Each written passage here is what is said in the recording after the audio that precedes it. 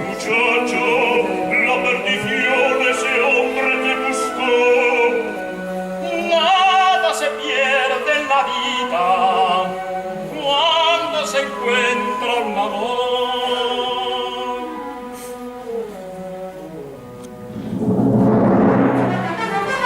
¡No!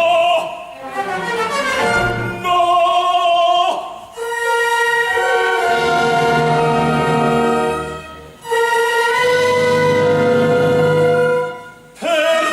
Perdóname, Marola.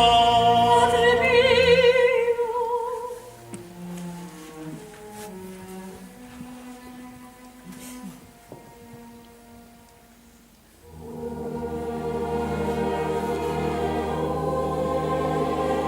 Yo solo fui culpable, tratadme sin piedad.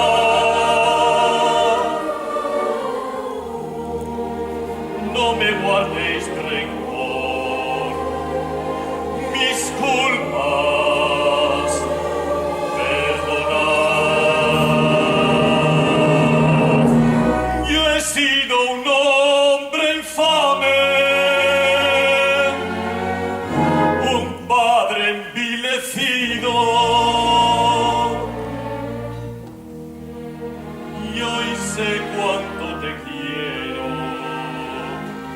Después que te he perdido.